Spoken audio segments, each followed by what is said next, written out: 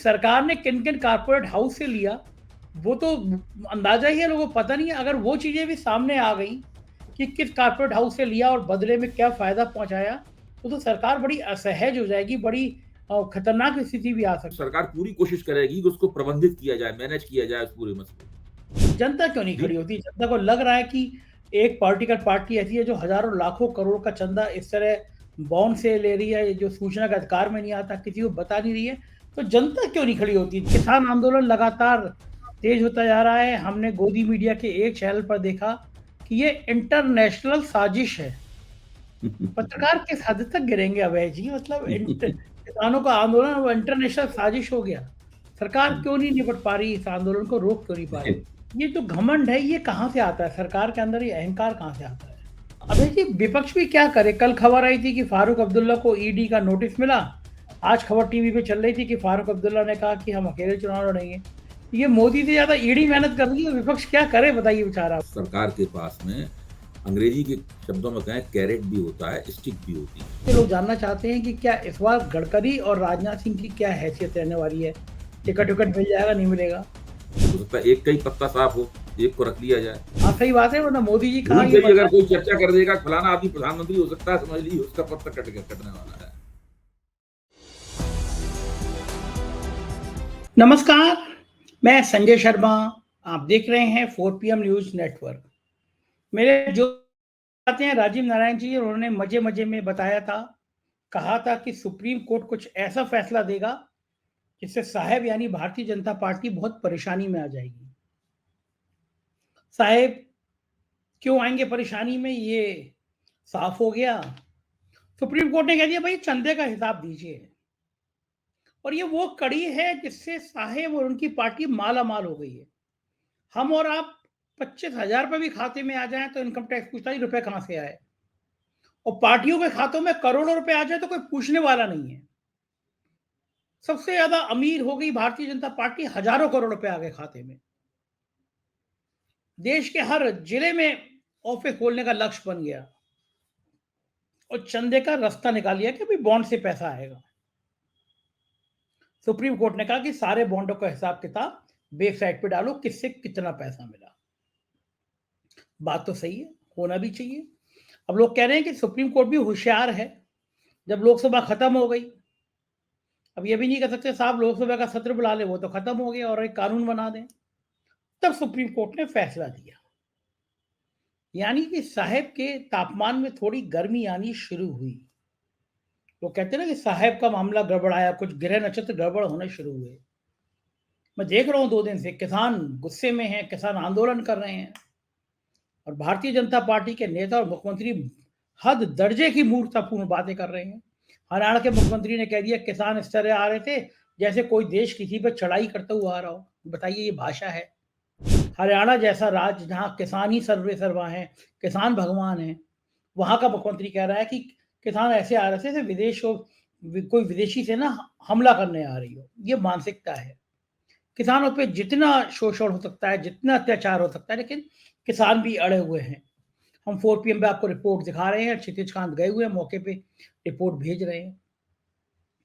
और साहेब के मन में चल क्या रहा है, ये जानना भी सबके लिए बड़ा ज़रूरी है। और मुझे लगता है कभी-कभी डर नाम की कोई चीज़ होती है, वो भी लगती होगी कि अगर 250 से नीचे रह गए तो गडकरी या राजनाथ सिंह का नंबर आ जाएगा। और मेरे अभय दुबे जी से बात करी, जाने-माने पत्रकार हैं, तमाम बड़े-बड़े टीवी चैनल पे आते हैं। वो मुझसे कह रहे हैं कि हो सकता है राजनाथ सिंह का और गडकरी का पत्ता ही कट जाए, टिकट ही ना मिले। राजनीति बड़ी निर्मम है। गडकरी का दांव आ गया तो मोदी जी निपटे, और मोदी जी का दांव आ गया तो गडकरी निपटे। तो मैंने अभय दुबे जी से तमाम मुद्दों पे बातचीत करी है, सीधे ले चलता हूँ। अभय दुबे जी से पूरा सुनिएगा इंटरव्यू, बहुत मज़ेदार बातें हैं।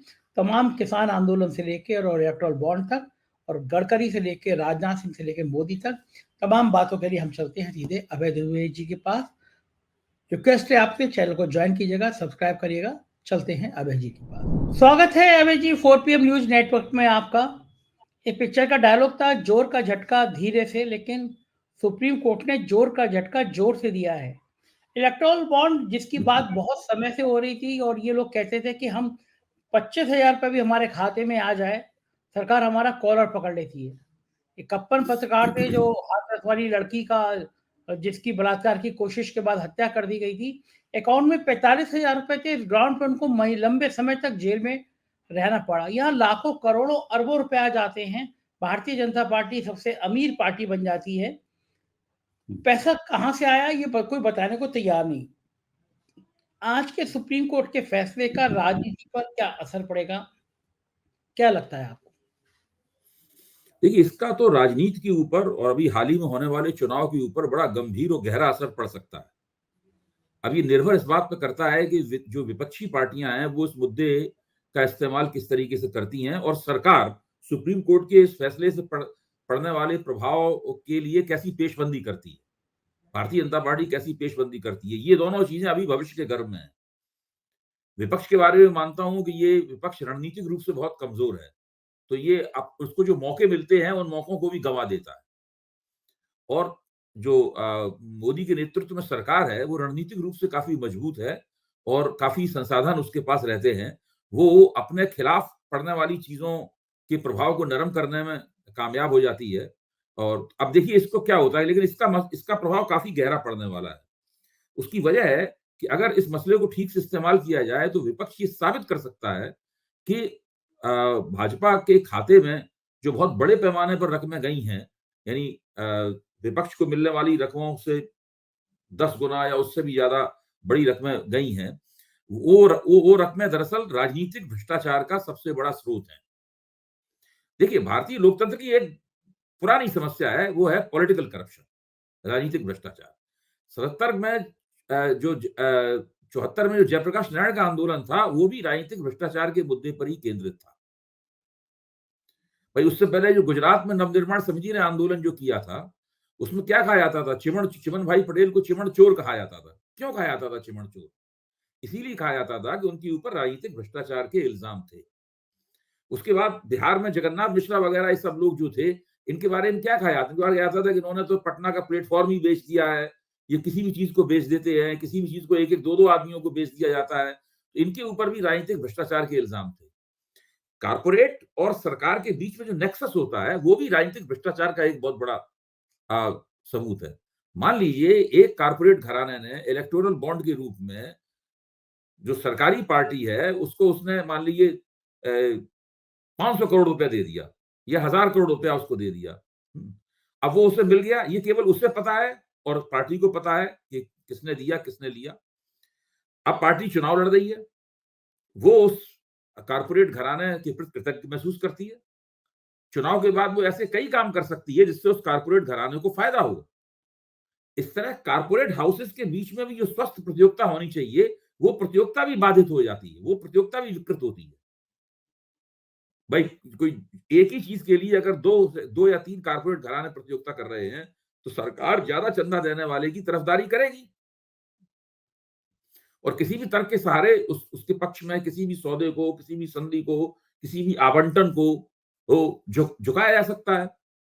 ये तो पहली बात रही। दूसरी बात देखिए, जो भ्रष्टाचार विरोधी आंदोलन अभी हुआ था 2011, 12, 13 में, मोदी के चुने जाने के ठीक पहले, जो पहले के सालों में भ्रष्टाचार विरोधी आंदोलन हुआ था, उसका फोकस भी राजनीतिक भ्रष्टाचार के ऊपर था। तो मैं तो मानता हूं कि भारतीय लोकतंत्र की राज्य की प्रमुख समस्या ही पॉलिटिकल करप्शन है। अगर एक बार पॉलिटिकल करप्शन खत्म हो जाए या उसको न्यूनतम कर दिया जाए तो बहुत सारी समस्याएं अपने आप हल हो सकती हैं। उस करप्शन की वजह से ही ब्यूरोक्रेसी को भी करप्शन करने के लिए मजबूर किया जाता है। फिर छोटे मोटे करप्शन रह जाएंगे, केवल ऐसे करप्शन रह जाएंगे जिनका दरअसल समाज के ऊपर कोई बहुत ज्यादा असर नहीं होता। तो और सरकार, इस मोदी सरकार ने क्या किया है? मोदी सरकार ने एक ऐसी तिकड़म की कि जिसकी वजह से जो पॉलिटिकल करप्शन था उसको उन्होंने एक कानूनी जामा पहना दिया। तो ये एक राजनीतिक भ्रष्टाचार को, चुनाव में पैसा जमा करने के लिए जो राजनीतिक भ्रष्टाचार किया जाता था उसको एक कानूनी जामा पहना दिया गया और कानूनी जामा पहनाकर निजता के अधिकार और और ये इसके अधिकार के तले इस पूरे मसले को इतने दिनों से वो चलाते आ रहे हैं।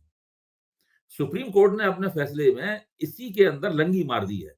सुप्रीम कोर्ट ने इसको एकदम कहा कि इसको फौरन रोक दिया जाए और उसको खत्म किया जाए पूरी तरीके से। अब स्टेट बैंक से कहा है कि आप सारा हिसाब किताब जो है वो मार्च में एक तारीख 12 या 17 निश्चित की है, उस वक्त तक आप चुनाव आयोग को दें और चुनाव आयोग उस पूरी जानकारी को वेबसाइट पे डाले, अपनी पब्लिक डोमेन में ले आए, जनता के बीच में ले आए, ये कहा है। अच्छा, अब याद कीजिए जब 5 सदस्यों की संविधान पीठ ने दिल्ली वाले मसले के ऊपर फैसला दिया था, जिसमें ये कहा गया था कि चुनी हुई सरकार ही सर्वोपरि है और जो उपराज्यपाल हैं, लेफ्टिनेंट गवर्नर हैं, वो उसके अधिकारों को नहीं छीन सकते, उनके अधिकारों को खुद नहीं ले सकते।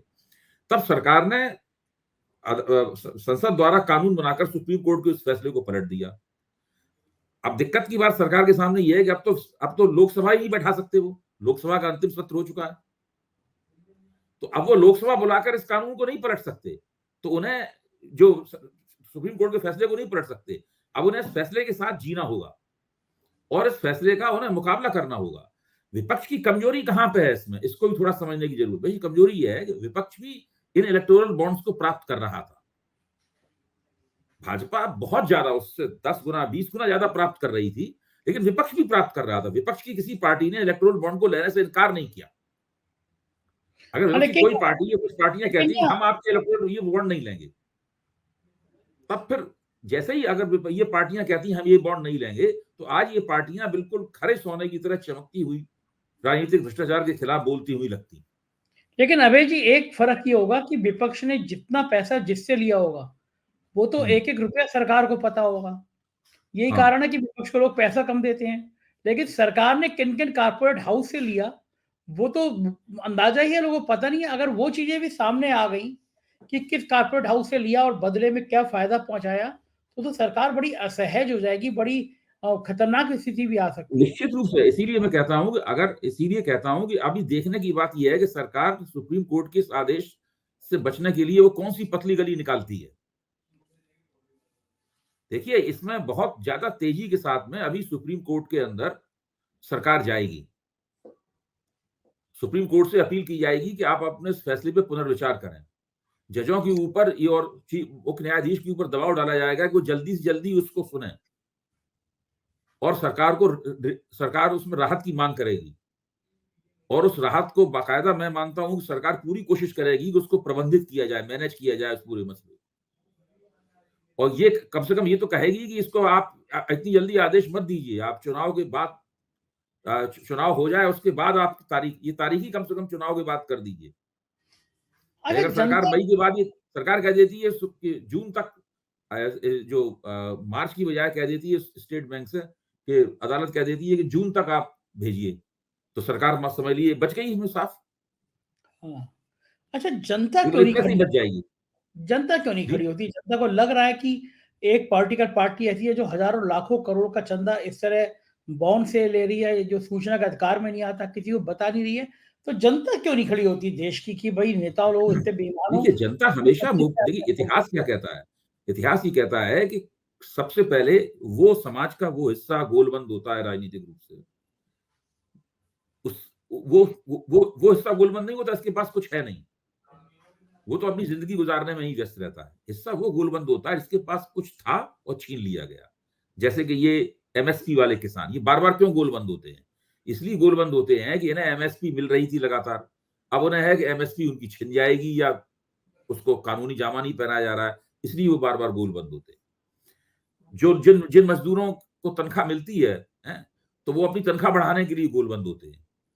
लेकिन आमतौर पर राजनीतिक मांगों पर जनता तभी गोलबंद होती है जबकि उसे बाकायदा पार्टियां योजना बनाकर गोलबंद करती हैं, उसे सड़कों पर उतारा जाता है। उसके लिए पार्टियों का जनाधार होना बहुत जरूरी है।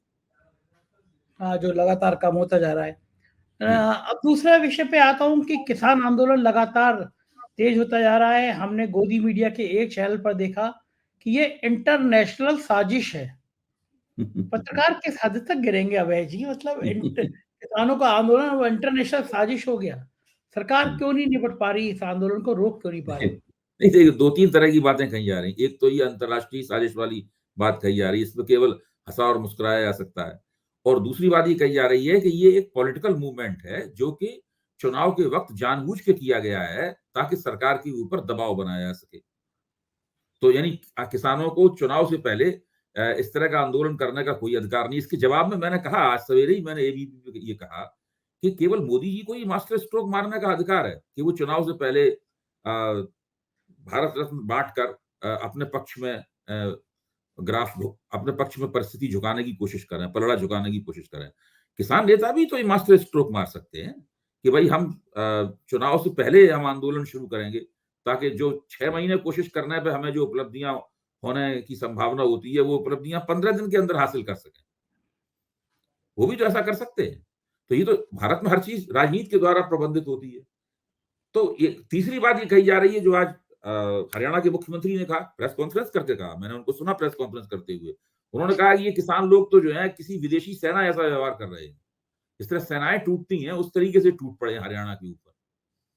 तो मैंने इसके जवाब में कहा कि भाई भारतीय जनता पार्टी अपना इतिहास भूल गई, जब कार सेवक टिड्डी दल की तरीके से उत्तर प्रदेश के ऊपर टूटते थे।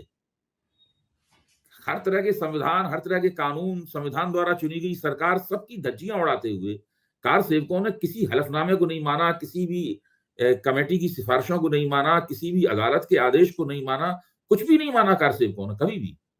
और 10 साल से ज्यादा समय तक भारतीय जनता पार्टी ने यह आंदोलन चलाया। ये आंदोलन चला के भारतीय जनता पार्टी ने अपनी राजनीतिक गोटी लाल कर ली। लेकिन अब अगर कोई आंदोलन चलाता है तो भाजपा हमेशा कहती है कि आप संविधान द्वारा चुनी गई सरकार के खिलाफ आंदोलन नहीं कीजिए। आपका काम वोट देना था, आपने वोट दे दिया, 5 साल का इंतजार कीजिए, जब वोट देने का फिर समय आया तो फिर वोट दीजिए। कल तो भाजपा के एक तथाकथित प्रवक्ता या समर्थक ने ये तक कहा कि अगर आपको एमएसपी वगैरह चाहिए तो हमें वोट देकर हरा दीजिए, उसके बाद नई सरकार से एमएसपी लागू करवा लीजिए। बाकायदा ये आज तक के ऊपर बहस करते हुए कहा। मैं आज सवेरे एबीपी पे था और ये कल आज तक पे बहस करते हुए जो भाजपा का एक समर्थक समीक्षक था, उसने कहा कि इतना आपको शौक है तो हमें वोट देकर पहले हरा दीजिए और उसके बाद करिए। फिर तीसरी बात ये कही जाती है कि आप आंदोलन करते रहिए, वोट तो हमें मिल ही जाते हैं, चुनाव तो हम जीत ही जाते हैं। पिछली बार 1 साल तक आपने आंदोलन किया, हम कौन सा चुनाव हारे? हम तो यूपी का भी चुनाव नहीं हारे। ये तो जो इस तरह के तमाम तर्क दिए जा रहे हैं। ये जो घमंड है ये कहां से आता है? सरकार के अंदर ये अहंकार कहां से आता है? सरकार के अंदर अहंकार वहां से हमेशा सरकार के अंदर अहंकार का सबसे बड़ा कारण ये होता है कि या तो आपका विपक्ष कमजोर होता है, या आपने विपक्ष को कमजोर कर दिया होता है, या विपक्ष को किसी तरह से मिला लिया होता है अपने साथ में खुफिया तौर पर। भारत, मैं हमेशा कहता हूं कि नरेंद्र मोदी इस मामले में बहुत ही सौभाग्यशाली प्रधानमंत्री हैं, क्योंकि ऐसे समय में उन्होंने अपना प्रभुत्व स्थापित किया है जब भारत का उनका राजनीतिक विपक्ष सबसे ज्यादा कमजोर है, सबसे ज्यादा दृष्टिहीन है, उसके पास कोई रणनीति नहीं है, किसी किस्म का संकल्प नहीं है, और वो टिक के राजनीति करना नहीं जानता है। यही कारण है कि वो अपनी गोटी आराम से चलते रहते हैं। भाई आप देखिए ना, मैं कभी कभी मजाक में कहता हूं कि विपक्ष को पता है कि मोदी जी को हराना कोई रॉकेट साइंस नहीं है। वो अगर एकता कर लेगा तो मोदी जी की सीटें कम हो जाएंगी। मोदी जी को पता है कि चुनाव जीतना कोई रॉकेट साइंस नहीं है, विपक्ष को एकता नहीं करने देंगे, वो चुनाव जीत लेंगे। मोदी जी अपने लक्ष्य में कामयाब है, विपक्ष अपने लक्ष्य में नाकाम है।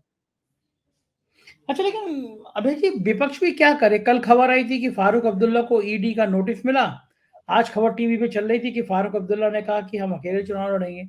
ये मोदी से ज्यादा ईडी मेहनत कर रही है, विपक्ष क्या करे बताइए बेचारा। वो मेरा कहना यह है कि हर सरकार के पास में, अंग्रेजी के शब्दों में कहें, कैरेट भी होता है, स्टिक भी होती है। यानी साम दाम दंड भेद, इसको अंग्रेज संस्कृत में कहा जाता है। हर सरकार के पास ये करने की क्षमताएं विपक्ष से ज्यादा होती है। विपक्ष को इसी परिस्थिति में अपनी दावेदारी करनी पड़ती है, ये जानते हुए भी कि सरकार आपके खिलाफ सरकारी मशीनरी का इस्तेमाल करेगी, सरकारी एजेंसियों का इस्तेमाल करेगी, उसके पास प्रचार के ज्यादा साधन होते हैं, सब कुछ होता है, आपको उसके खिलाफ कुछ करना पड़ता है। यही विपक्ष की कसौटी है।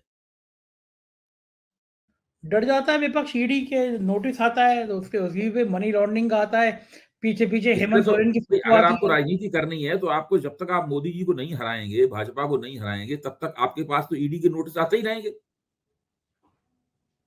तो हर बार ईडी के नोटिस आएंगे और आप डर जाएंगे तो कभी कभी भी आपकी राजनीति पनप ही नहीं पाएगी। तो उनको लगता है कि मोदी जी की शरण में बैठे रहो, चरण में बैठे रहो तो काम चलता रहेगा भाई ना। देखिए, हेमंत राज्यों के स्तर पर विपक्ष हरा देता है भाजपा को, क्यों हरा देता है?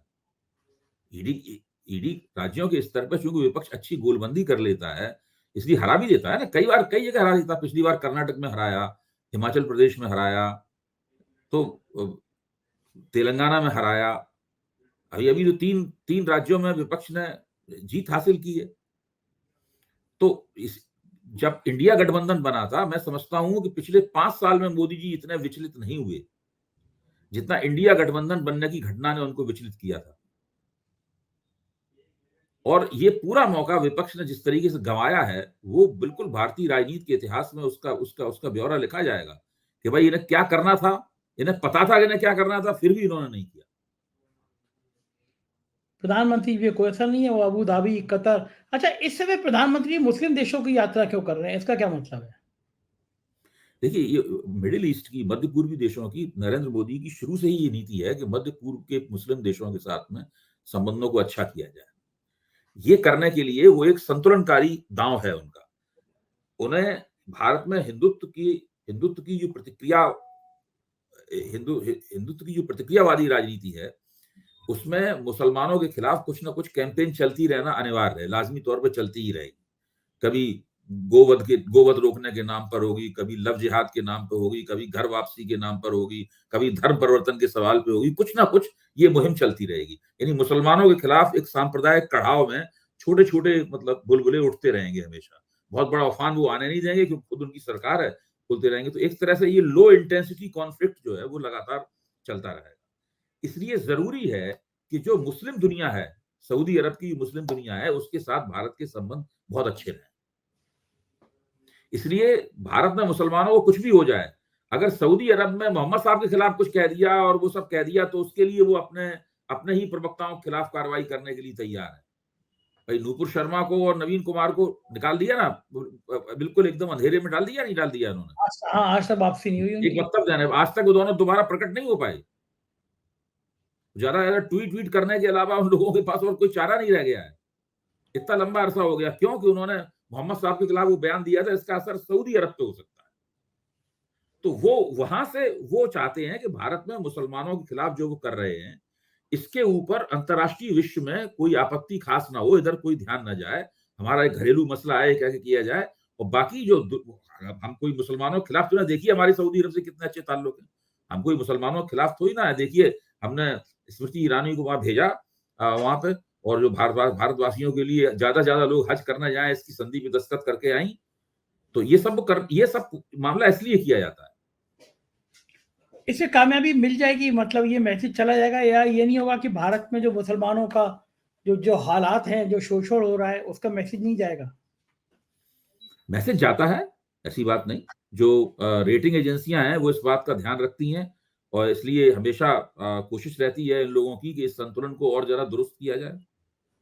आपको ध्यान होगा कि नीति आयोग के एक सदस्य ने और नहीं, प्रधानमंत्री की जो आर्थिक सलाहकार समिति है, उसके एक सदस्य ने एक प्रेजेंटेशन किया था सरकार के सामने, जिसमें उन्होंने बताया था कि अगर रेटिंग एजेंसियां अगर इसी तरह भारत की रेटिंग को कम करती रहीं, और तो जंग की स्थिति में अगर वो पहुंच गई रेटिंग, तो उससे भारत का बहुत नुकसान हो जाएगा। तो सस्ती दर पर कर्ज मिलने भी बंद हो जाएंगे भारत को। तो उससे उससे सरकार में काफी बेचैनियां पैदा हुई थी। वो जो घटना हुई थी नूपुर शर्मा वाली, उसके पीछे वो बेचैनी की भी एक भूमिका थी। अच्छा, रेटिंग उन्होंने कारण क्या बताए थे, क्यों रेटिंग इतनी कम हो रही है, कारण क्या है इसके? वो कहते हैं कि भारत के खिलाफ एक नैरेटिव चल रहा है सारी दुनिया में, कि हम लोग अल्पसंख्यकों के खिलाफ हैं, हमारे यहाँ का लोकतंत्र जो है वो बहुसंख्यकवादी लोकतंत्र है। इस तरह का एक नैरेटिव चल रहा है, अल्पसंख्यकों के ऊपर अत्याचार किया जाता है, वगैरह वगैरह। उसके लिए तो रोकने के लिए कुछ नहीं, नहीं गिरिराज नहीं, सिंह। वो इसलिए नहीं रुक सकता, क्योंकि उससे इनकी राजनीतिक गोटी यहाँ पे लाल होती है। हिंदुओं की एकता बनानी है ना, हिंदुओं की एकता बनाने के लिए कोई आपने रोजगार देके तो एक अपने साथ जोड़ेंगे नहीं, आप महंगाई कम करके तो उन्हें अपने साथ जोड़ेंगे नहीं।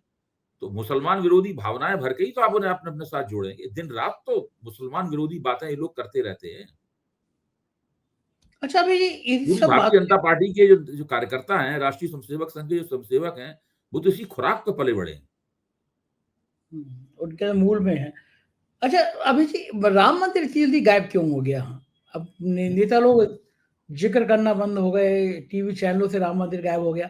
इतना उफान पे लाए थे, लेकिन इस नेपथ्य में उसके पीछे जाने के सामाजिक कारण क्या दिखते हैं देखिए, आपको? मैं कहता हूं कि राम मंदिर मैक्रो अरेंजमेंट है, मैक्रो मैनेजमेंट का हिस्सा है। और नीतीश कुमार की को पलटी मरवाना या जयंत चौधरी को फोड़ना, ये माइक्रो मैनेजमेंट है। तो उन्होंने एक मैक्रो अरेंजमेंट कर दिया, एक उन्होंने बड़ी तस्वीर बना दी राम मंदिर के तौर पर। अब वो सारा ध्यान उन्होंने छोटी छोटी तस्वीरों को दुरुस्त करने पर किया है। जब चाहेंगे तो उसको उभार देने लगेंगे, जब चाहेंगे तो यहाँ की बात करने लगेंगे।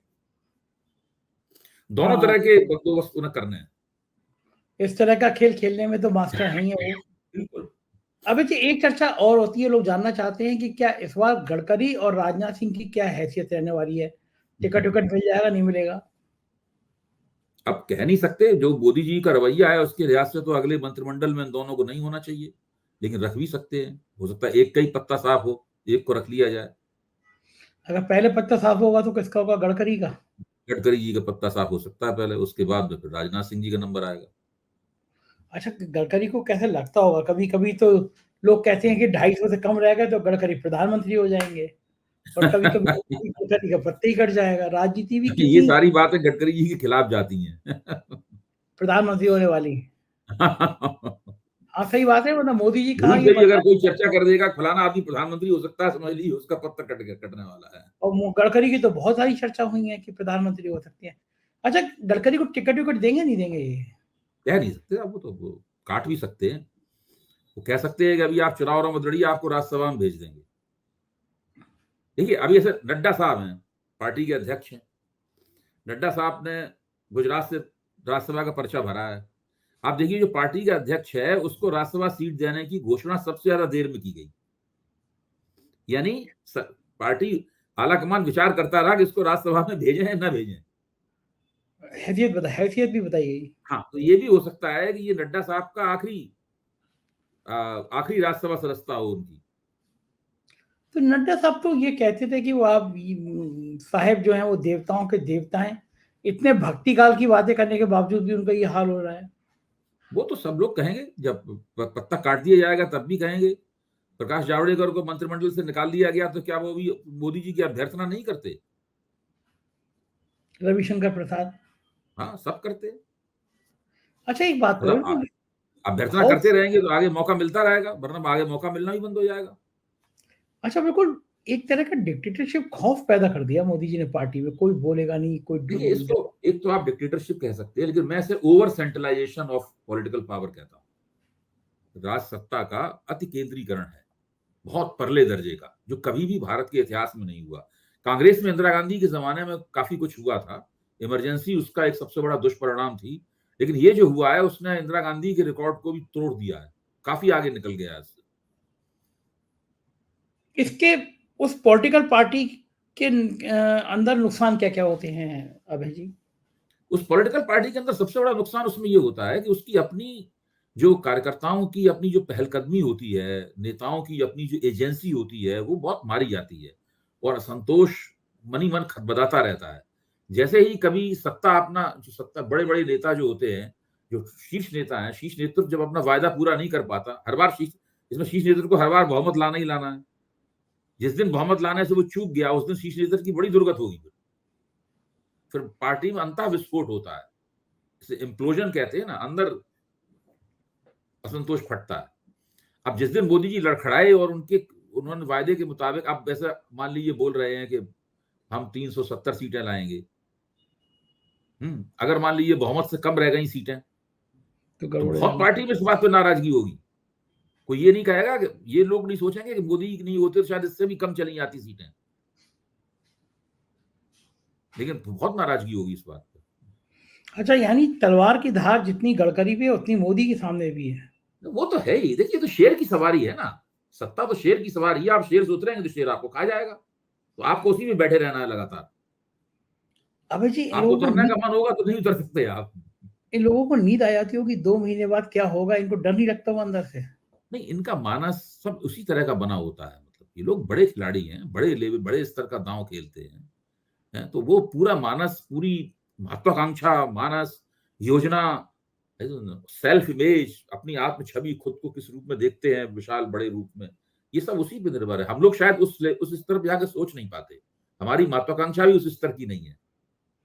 हाँ, हिम्मत भी नहीं होती। बिल्कुल ठीक बात अभी कह तो रहे मैं हैं। हूँ, मान लो मेरी महत्वाकांक्षा ये है कि भाई मैं जो लिखूं वो लोग पढ़ें, मैं जो बोलूं वो लोग सुने। मेरी महत्वाकांक्षा इससे ऊपर की नहीं है। मैं बिल्कुल सही बात है। अगर मैं चुनाव लड़के एमएलए एमपी बनना चाहता तो मैं 90 के दशक में ही बन सकता था। मेरे पास मौके थे, मेरे परिवार के संपर्क थे, लेकिन मैंने मेरी महत्वाकांक्षा नहीं थी। मैं तो एक बुद्धिजीवी बनना चाहता था, पब्लिक इंटेलेक्चुअल बनना चाहता था, जो मैं बना। बिल्कुल ठीक, बिल्कुल सही हाँ, बात है। हर इंसान का मानस अलग-अलग हाँ। होता है और उसी जी, हिसाब जी, से वो कर्म करता है। जी, बहुत-बहुत शुक्रिया अभय जी, इतनी मज़ेदार और इतनी बढ़िया बातचीत करने के लिए। धन्यवाद। जी। तो ये थे अभय दुबे जी। सुनिए आपने सारी बातें। अब बताइए इन बातों का क्या हल है? अगर गडकरी का टिकट कट जाएगा तो कोई कल्पना कर सकता था भारतीय जनता पार्टी के अंदर गडकरी का ये हाल हो सकता है। लेकिन वक़्त है, कब किसका कैसे पलट जाए कोई कह नहीं सकता। हमारा आपका वक़्त सही रहे ये कामना है। अपनी राय से अवगत कराइएगा कि ये इंटरव्यू कैसा लगा। साथ रहिएगा, चैनल को सब्सक्राइब और जॉइन कीजिएगा। शुक्रिया, थैंक यू।